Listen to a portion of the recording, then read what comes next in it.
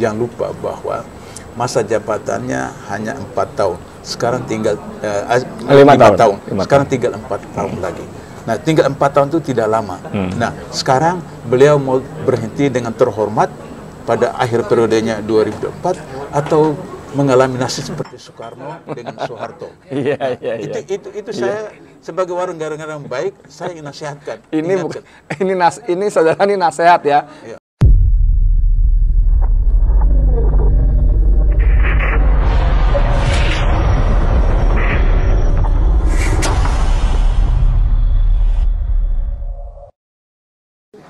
Bismillahirrahmanirrahim. Assalamualaikum warahmatullahi wabarakatuh. Saudara sekalian, dengan saya Edi Mulyadi, kami baru saja selesai menggelar press conference seputar petisi dari tim pengawal penuntasan peristiwa pembunuhan TP3 16 Laskar FPI. Petisi ini diberi nama petisi rakyat karena memang diharapkan benar-benar suara rakyat atas terjadinya berbagai macam carut marut di negeri ini, dan dalam konteks ini adalah bagaimana ada 6 anak muda yang nyawanya dihilangkan secara paksa oleh aparat. Petisi rakyat ini berbunyi, petisi untuk penuntasan peristiwa pembunuhan 6 Laskar FPI oleh aparat negara. Saya punya tamu istimewa sekali, Dr. Kiai Haji Abdullah Hemahua, yang punya rekam jejak sudah, ini kalau saya bilang sama istri saya, ini manusia langka yang harus kita benar-benar lestarikan. Ya, orangnya jujur, sederhana, berintegritas tinggi, dan cinta kepada Indonesia dengan sangat luar biasa. Dan kendati dia masuk ke dalam lingkaran dekat kekuasaan, bahkan pernah di KPK selama 8 tahun, itu meninggalkan satu sistem yang Masya Allah luar biasa, kejujuran merata, boleh begitu, dari mulai pimpinan sampai ke bawah, yang sekarang kita tidak tahu setelah ada revisi undang-undangnya kayak apa. Dr. Kiai Haji Abdullah Hemahua dalam konteks ini adalah beliau ketua tim pengawal peristiwa pembunuhan TP3. Saya biasa panggil Bang Dullah. Bang Dullah, apa yang diharapkan dari kerja-kerja seperti ini, Bang Dullah? Ya, pertama saya menjelaskan kenapa diberi judul petisi rakyat. Ya. Sebab saya dengan teman-teman sudah mensilaturahim semua 6 keluarga itu betul-betul rakyat. Dari 6 orang itu 3 janda. 3 janda itu satu pekerjaan sehari-hari menjual nasi. Hasil penjualan kasar, kotor itu 500.000. Kemudian ada janda lagi yang menjual gorengan. Penghasilan kotor itu 400.000. Dan seorang janda lagi yang kerjanya adalah babysitter. Dan babysitter itu ada kala 500, ada kala 16, ada kala 17, 700. Itu bergantung dari budi baik daripada yang punya anak. Kemudian bapak daripada mereka yang ada itu 3 orang itu, satu kerja serabutan, mantan staf di salah satu mall di Jakarta, kemudian satu tukang kayu, dan satu itu penjual batu akik. Yang Pak Herman itu satpam itu yang mana masuknya? Itu yang Pak Herman itu Pak Hendra sebenarnya. Oh, Hendra. Bapaknya Gaddafi. Itu mantan staf dari mall, kemudian sekarang menjadi kerja serabutan seperti itu. Nah, anaknya itu nanti September ini wisuda, ya, si Gaddafi itu. Kemudian 3 orang lain itu tamatan SD, dan yang paling dahsyat itu yang Reza itu buta huruf. Allah Akbar. Buta huruf. Jadi dia hanya sekolah sampai kelas 2, kemudian berhenti, trauma karena perilaku dari guru membuat dia kemudian tidak mau melanjut sekolah. Masya Allah. Nah, dia kalau punya HP, saya tanya, kenapa punya HP? Bagaimana menggunakan HP? HP itu cuma untuk menerima telepon dari orang. Kalau dia kirim itu kirim gambar. Meme apa, seperti itu. Nah, dia ini hansip. 1 bulan itu honornya 100.000. Allah Akbar. Kemudian dia dengan teman-temannya itu menjaga tempat ibadah orang India, yang itu mereka 1 pekan 2 kali ibadah. Dan 1 bulan itu mereka dapat 400.000, 4 orang. Jadi bagi 1 orang 100, totalnya dia itu 200.000 1 bulan. Jadi bagaimana asumsi pemikiran latar belakang polisi dengan Komnas HAM mengatakan mereka ini punya senjata dan kemudian melakukan teroris dan seterusnya. Orang seperti itu, kelompok seperti itu. Tapi kenapa saya sebutkan petisi rakyat ini? Karena luar biasa dari 6 anak ini. Salah satunya saya tanya bapaknya apa niatnya anaknya. Dia semester 5. Itu bahwa dia mau jadi seorang graphic designer. Tapi kepada ibunya dia bilang saya mau kerja untuk membiayai kedua adik saya. Yang ketiga, teman-temannya mengatakan bahwa dia selalu minta kami untuk mendoakan dia supaya dia mati syahid. Allahu Akbar. Ini luar biasa. Ini luar biasa. Ada lagi yang Dian itu dia Ramadan yang lalu waktu Idul Fitri. Dia minta ibunya datang dulu di depan dia, kemudian air baskom dia cuci kaki ibunya. Cuci kaki ibunya. Itu sebelum peristiwa. Ada lagi yang kemudian yang tadi Hansip itu, dia beritahu sama ibunya bahwa saya nanti mau belikan rumah ibu. Allah. Kenapa belikan rumah ibu? Karena betul-betul rumahnya itu seperti sarang burung itu ya. 1,5 kali? 1,5 kali 2 meter. 2 meter, 3 meter, saudara. Anda bisa bayangkan nggak orang hidup tinggal di lahan, di rumah yang sama sekali nggak layak disebut rumah, luasnya 1,5 kali 2 meter, 3 meter. Itu berapa keluarga? Berapa jiwa? Jadi saya tanya, kalau tidur di mana? Maka ibunya dengan 2 anak gadisnya tidur di situ. Di situ. Terus kemudian 2 saudara laki di atas, sama seperti itu juga. Kemudian tidak punya pekarangan, di bawah ada sumur umum. Kemudian ada kamar kecil untuk mungkin 1x2 juga, itu untuk dapur seperti itu. Itu rumahnya siapa? Rumahnya Reza. Yang buta huruf itu ya? Yang buta huruf Allah itu. Akbar. Buta huruf. Nah, Masya Allah, luar biasa, subhanallah, dia berniat untuk berjanji untuk belikan rumah kepada ibunya, dan itu terpenuhi setelah dia meninggal. Allah. Setelah dia meninggal, maka kemudian santunan dari masyarakat, netizen, apa segala macam, terkumpullah 132 juta, maka saudara-saudaranya beli tanah 72 meter di Cibinong, yang itu akan seperti itu.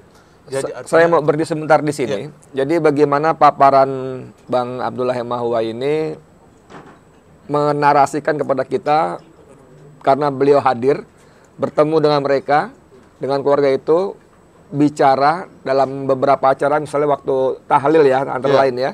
Tapi di luar juga beliau datang, jadi benar-benar bisa menangkap betul-betul, menangkap dengan objektif, clear, jernih, bagaimana kondisi 6 anak muda ini. Nah, di situ tadi Bang Abdullah singgung sedikit bahwa bagaimana mungkin Komnas HAM, sebuah lembaga negara yang dibiayai oleh APBN, yang dibiayai oleh uang rakyat, bisa-bisanya dalam rekomendasinya salah satunya adalah minta agar diusut kepemilikan senjata EPI. Yang sebelum Bang Abdullah Hemahua bicara, saya baca di grup-grup WA, itu ada orang tuanya mengatakan anak-anak itu beli gorengan saja patungan. Gorengan saudara yang harganya 1.000 atau 1.500 per potong itu patungan. Bagaimana mungkin mereka bisa punya duit untuk beli senjata yang pasti tidak murah.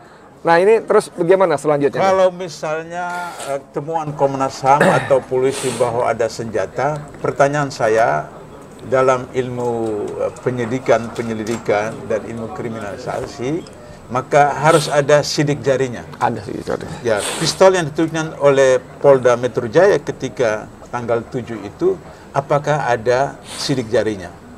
Kemudian yang kedua, bahwa kalau betul ada senjata yang dipunyai oleh 6 anak laskar ini, terjadi tembak-menembak, saya minta Komnas HAM dan polisi memberikan barang bukti bahwa apakah polisi itu ada kena tembak.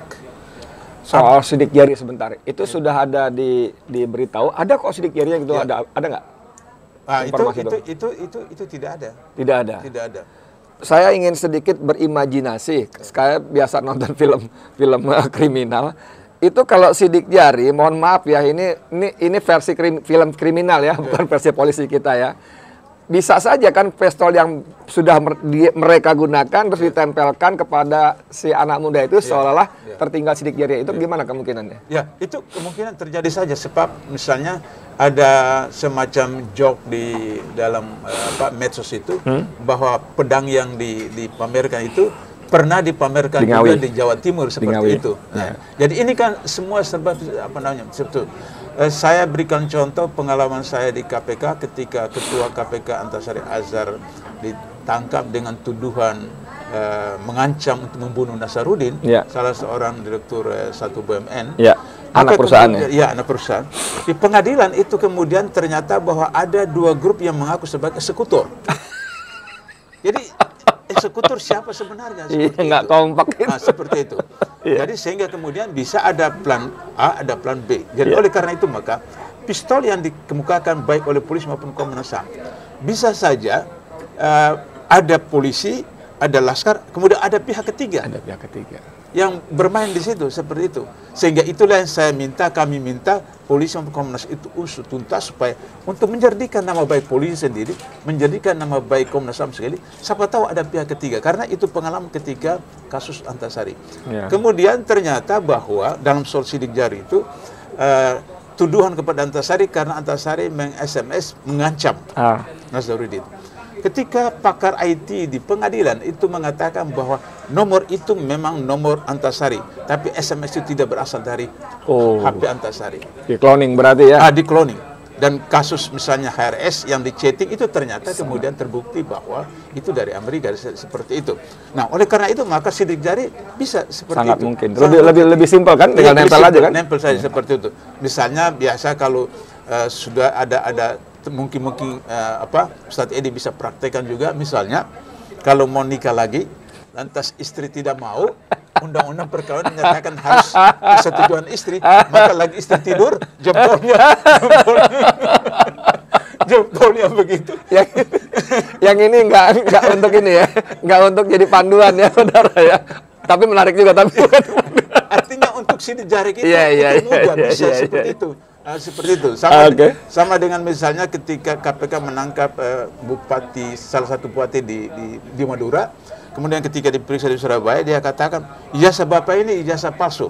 Kata dia, kalau begitu saya akan laporkan orang itu. Kenapa? Saya suruh beli ijazah yang asli, kenapa dia beli ijazah yang palsu? Nah, ini kasus-kasus begini real ada di Indonesia.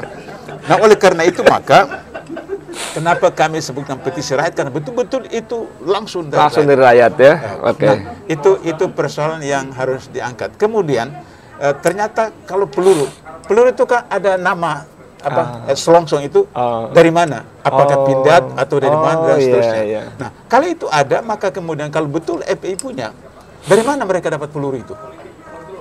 Dari pindad, dari polisi, atau dari pasar gelap. Nah, kalau dari pasar gelap yang bertanggung jawab di Indonesia itu siapa? Kan polisi. Berarti ini yang saya katakan, dengan polisi mengungkapkan itu seperti peribahasa Melayu, tepuk air di dulang, terpercik muka sendiri.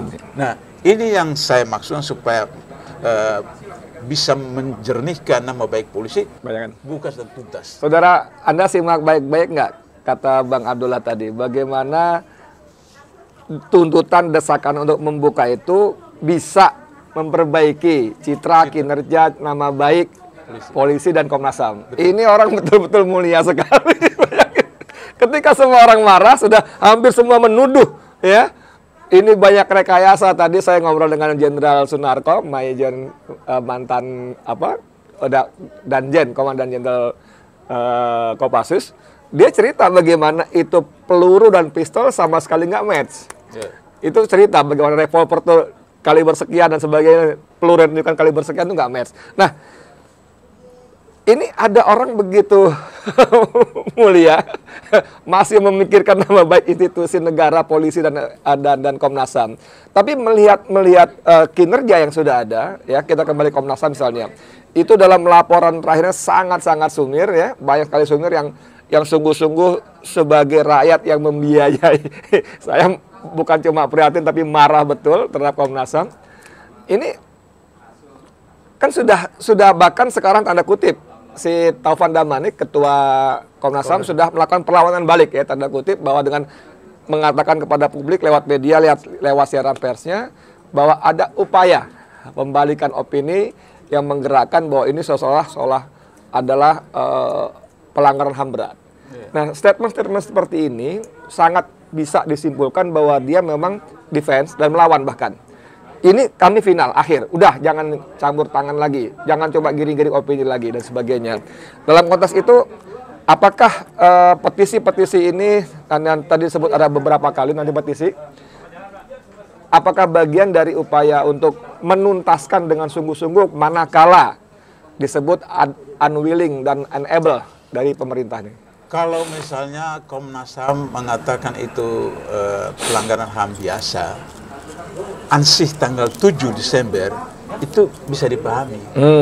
Tapi kalau orang bicara tentang proses penyidikan penuntutan, apalagi dalam teori intelijen, maka kita harus lihat rangkaian peristiwa kegiatan jauh sebelumnya, sesudah hari H itu dan sesudahnya. Misalnya, ini fokusnya kan HRS.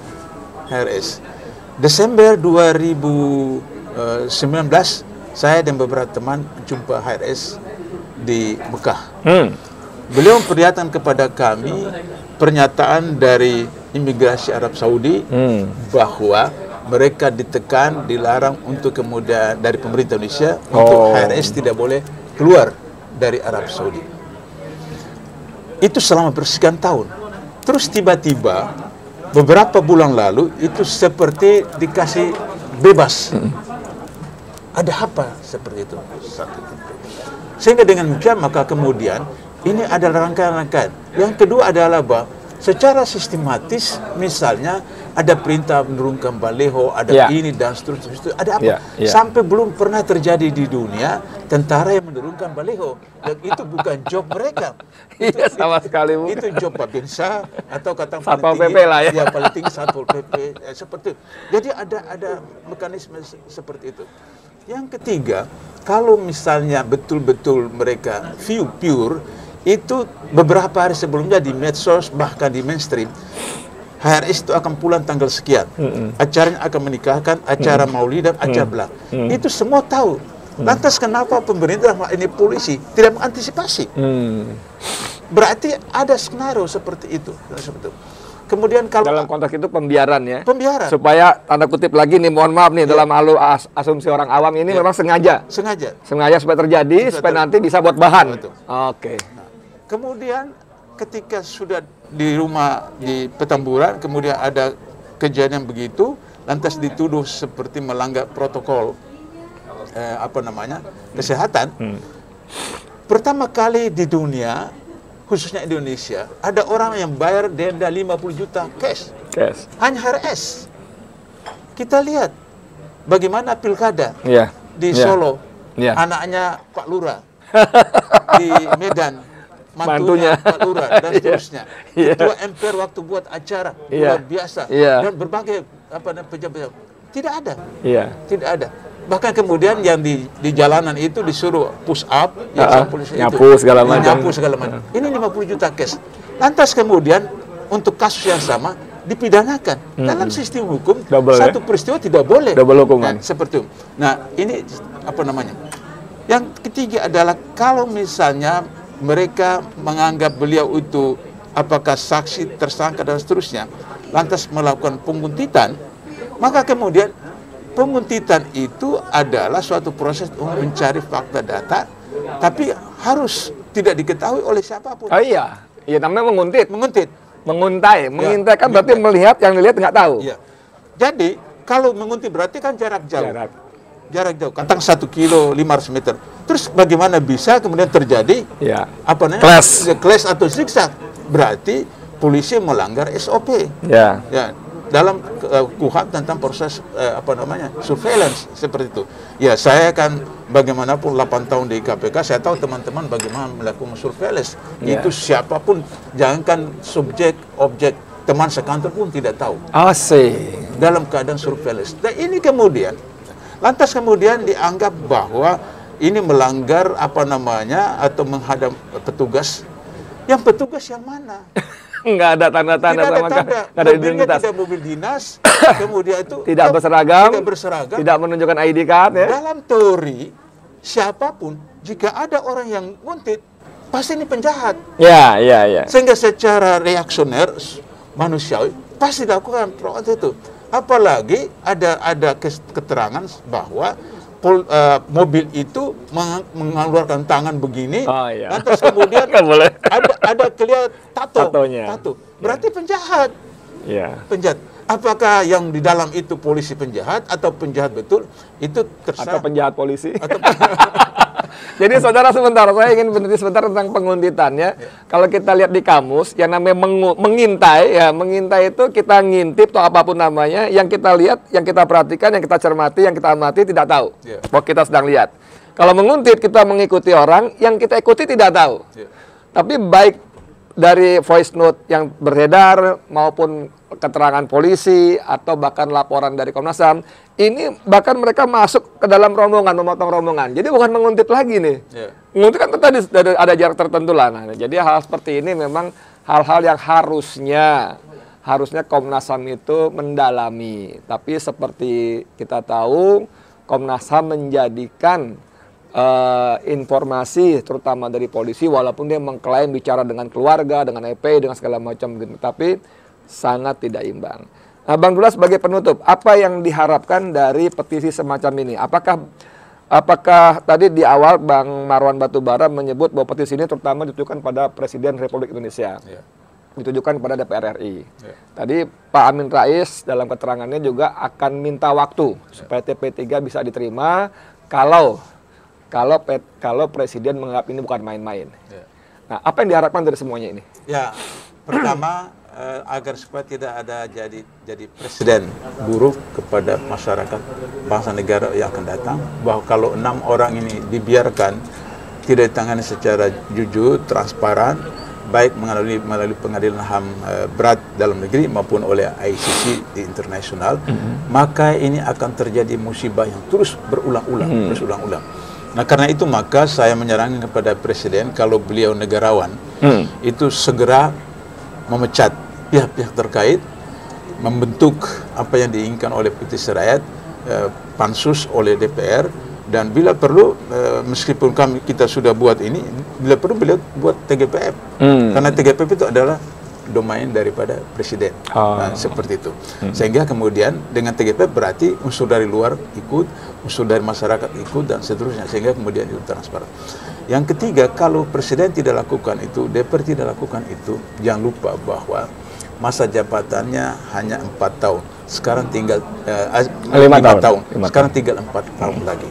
Nah, tinggal 4 tahun itu tidak lama.